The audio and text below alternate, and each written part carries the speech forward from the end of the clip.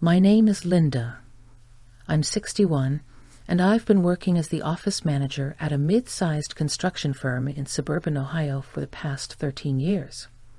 It's not glamorous, but it's stable, and stability has meant everything to me since my husband passed. I'm the kind of woman who knows where the extra pens are, remembers everyone's birthday, and never lets a single invoice go unpaid.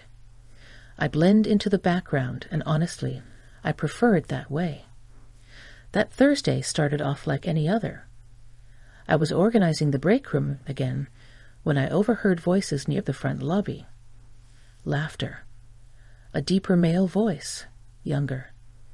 Then I heard my boss, Mr. Hill, chuckle in his usual way.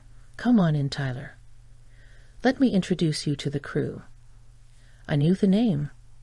Tyler Hill. His son. I hadn't seen him since he was in college, just a polite kid in khakis helping out one summer in the archives room. But that was over a decade ago. Now he was in his 30s and apparently poised to join the family business. I turned around just as they walked in, and that's when I saw him. Tyler had changed. He was taller, broader. He carried himself differently now, with the easy confidence of a man who knew how to take up space.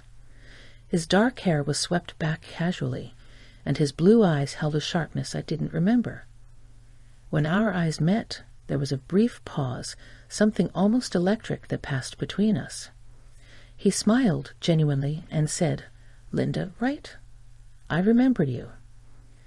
I laughed a little too quickly, brushing my hands on my slacks. "Wow, you've got a good memory. You were just a teenager the last time I saw you." "Yeah," he said, holding my gaze just a second too long. "Time changes people." The way he said it made something stir inside me.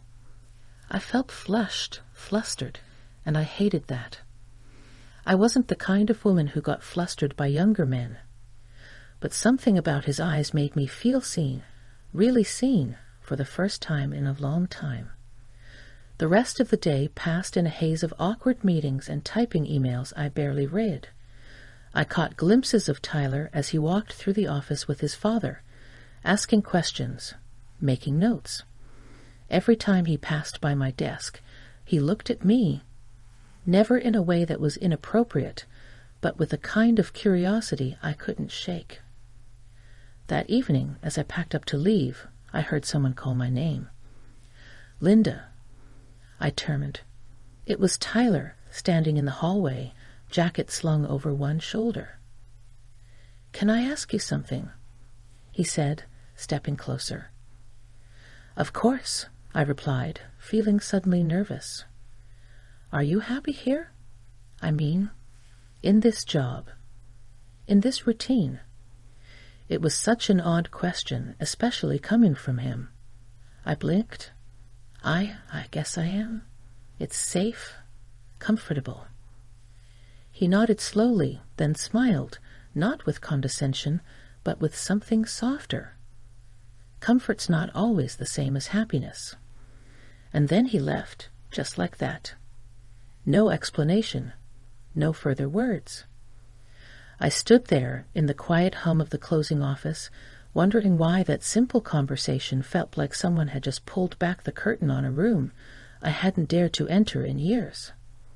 Something had shifted, not just in the air, but inside me. And I had no idea where it would lead. The next few days were strange. I kept telling myself I was overthinking things. Tyler was just being polite, thoughtful even. But his question lingered in my mind, like a song you can't stop humming. Was I happy? Comfortable? Yes. Safe? Sure. But happy? That was harder to answer. On Monday morning, I arrived early, like always. The office was quiet, the sun casting a golden stripe across the lobby floor. I poured myself a cup of coffee, trying to shake the heaviness that had been hanging over me all weekend. I had even dreamed about him. Not romantically, just his voice, that question again. A soft knock at the break room door made me turn around. "Tyler." "Morning," he said with that same easy smile. I wasn't prepared. Not for the way his sleeves were rolled up or how the collar of his shirt was open just enough to show a hint of skin. I wasn't used to feeling this aware of someone. "Morning," I replied, holding my cup tightly. "Thought I might find you in here. I wanted to ask if you'd be willing to go over some of the project files with me later. My dad said you know more about how this place runs than anyone." I nodded. "Sure. Of course. Just let me know when." We ended up sitting together for over an hour that afternoon, going through spreadsheets and invoices in the small conference room. He listened closely, asked good questions, but there was more to it, something under the surface. His attention wasn't just professional. There were moments his eyes lingered on mine a bit too long, moments when our arms brushed, and neither of us pulled away. At one point, he leaned back in his chair, stretching a little. "You know," he said, "you have a really calm way about you. It makes all this stuff easier to understand." I looked at him, trying to gauge his intent. "I've been here a long time. You learn how to keep things steady." "I like steady," he said, his voice lower. The air shifted. I cleared my throat and closed the folder in front of me. "That should give you a good start." He didn't move right away. He just looked at me. Then he said, "Would you ever want to do something else? I mean, outside this office?" His question wasn't about work. I could feel it. I hesitated. I used to. I used to dream about other things. What happened? "Life happened," I said with a small shrug. "Marriage, bills, then loss. And routine becomes the way you keep moving." He didn't say anything right away. Then gently, "Maybe it's time to think about dreaming again." I laughed softly, unsure of how to respond. Was he flirting with me? Was I imagining this? Or worse, hoping for it? That evening, I stayed later than usual, finishing reports. As I packed up my bag, I noticed a small envelope tucked under my coffee mug. My name was written on the front in neat handwriting. Inside was a note. "Dinner? Just to talk. You pick the place. Tyler." My heart skipped. I stood there in the stillness of the empty office, the low hum of fluorescent lights buzzing overhead, and felt something I hadn't felt in years. Possibility. The kind of flutter that makes you question everything you thought was settled. And in that moment, I realized I wanted to say yes, not because of him exactly, but because of what he reminded me of. Me.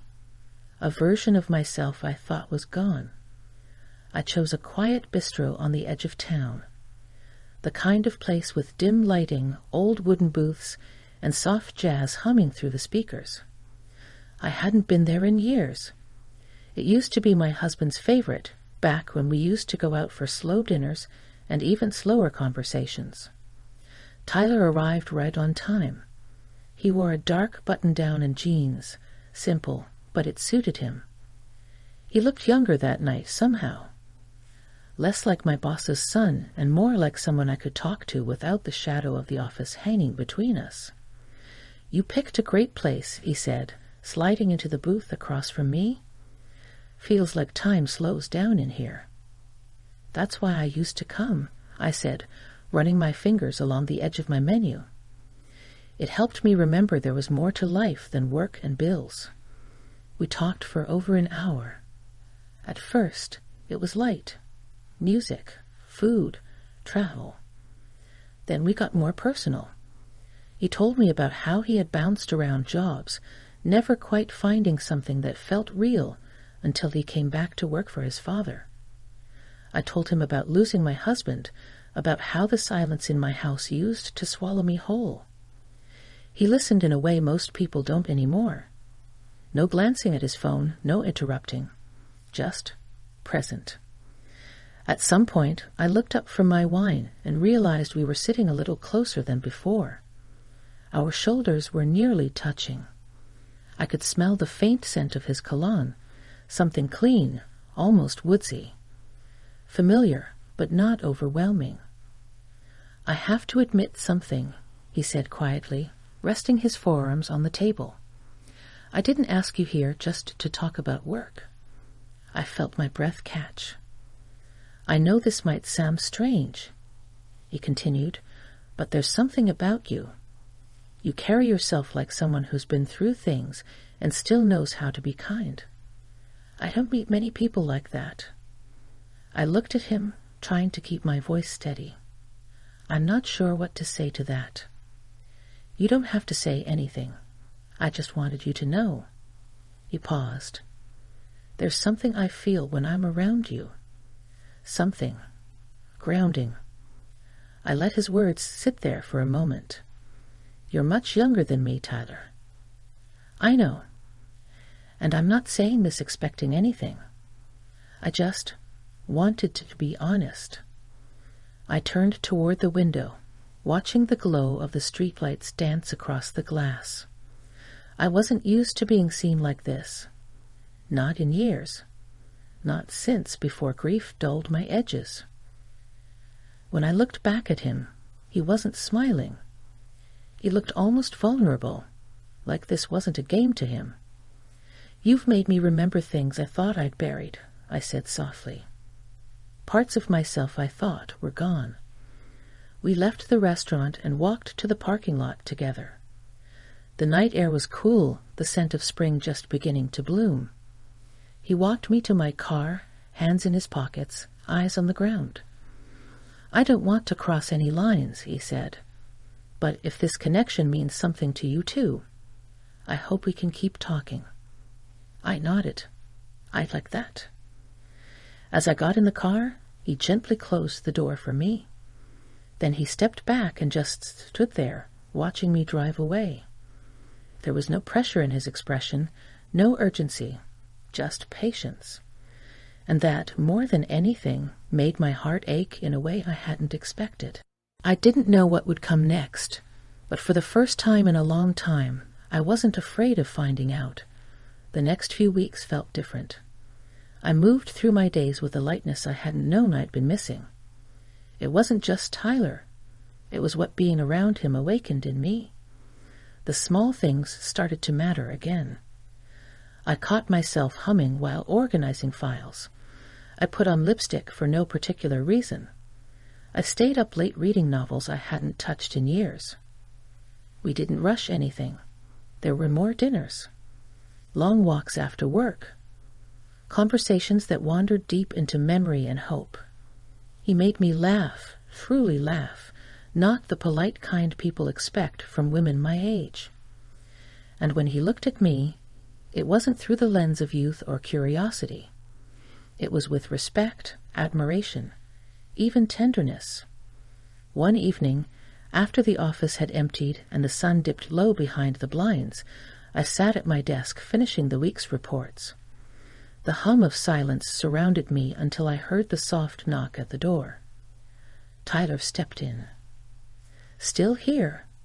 he asked, smiling. "Old habits," I replied. "It's easier to stay late than think too much once I'm home." He nodded slowly, then walked in, placing something on the corner of my desk. It was a small potted plant, a single lavender bloom in a ceramic pot. "For your desk," he said. "Thought it could use something living." I touched one of the petals gently. "It's beautiful." "So are you," he said, his voice quiet, steady. "I know that might be hard for you to believe sometimes, but it's true." I looked at him, heart thudding in my chest, not with fear, but with the weight of something real. He stepped closer, his voice barely above a whisper. "Linda, I don't want to make you uncomfortable. If I've misread anything—" "You haven't," I said, cutting him off. There was a silence, but it wasn't empty. It was full of unspoken thoughts, emotions finally surfacing. I stood up, and for a moment we simply looked at each other. Then he reached out and took my hand. His touch was warm, steady, nothing rushed or bold. Just sincere. "I'm not trying to change your life," he said. "I just want to be a part of it, if you'll let me." I felt tears prick at the corners of my eyes, not from sadness, but from the surprising, beautiful relief of being chosen, not out of pity, not out of convenience, but because he saw me, the real me, and wanted to stay.